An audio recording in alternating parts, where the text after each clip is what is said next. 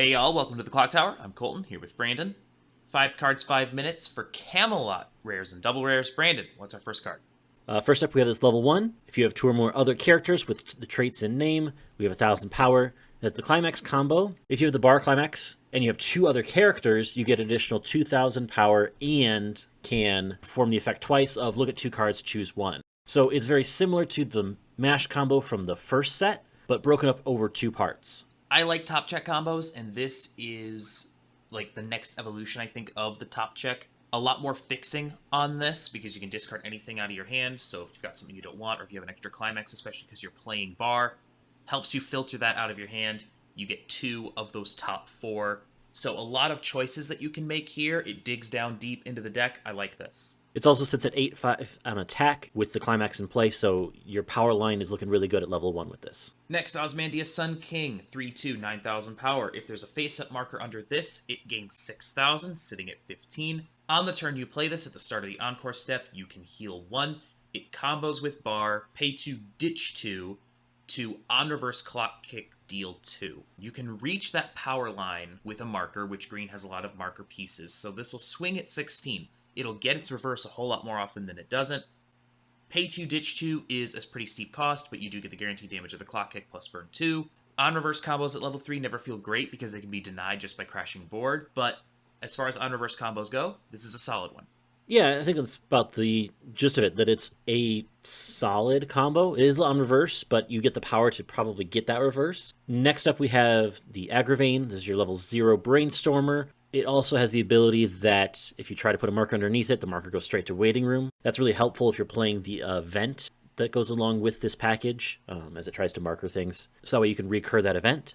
It also has the ability, which is probably the most key ability with this card. When you play another Knights of the Round Table character, you're able to top check your deck.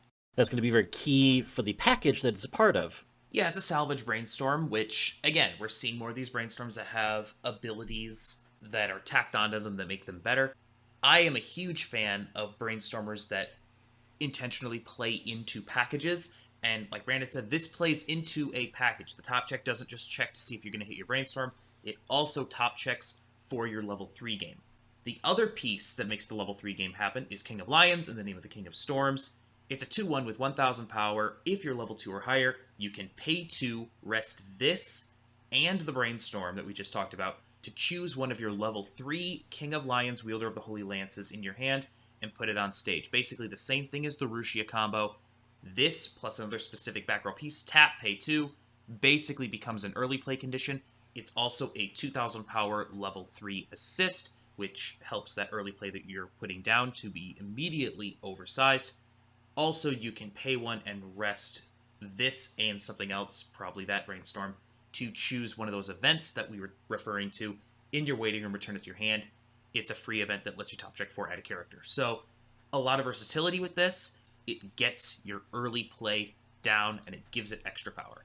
Everything that you want in a back row assist for that specific combo, this card gives you. It gives you the power to play the card down early, the power to keep it alive, and the ability to, if you're not doing that, choose to get the event. All of that utility right there available on the 2/1. Which leads into that last card, the piece that you want to play down, the King of Lions, Wielder of the Holy Lance. If you have 2 or more other, it gets an additional 1,000 power, so with that it would sit at 11. If you have that back row, 13. On attack, reveal the top card of your library. If it's a character or the event, you deal X damage, X equaling the level of that card. Very similar to what we see with Yo from Sunshine. It also has a Climax combo. When the choice is placed in your Climax zone, you may heal 1. So it's really interesting that the combo itself, that's the only thing it does is heal, but the on-attack burn is what you're playing the card for. Yeah, it's basically Love Life Sunshine with Saberface.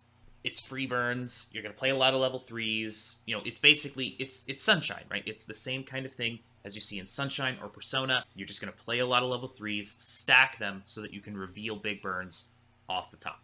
And that's it. Thank you so much for joining us. We'll be back in 2 weeks with Uncommons and Commons for Camelot. On Tuesday, we'll have Weiss 101. Next week, some gameplay. And the following week, another deck tech on Tuesday. Until next time, thank you so much for joining us. Please like, share, comment, and subscribe. And have a good one. We'll see you then.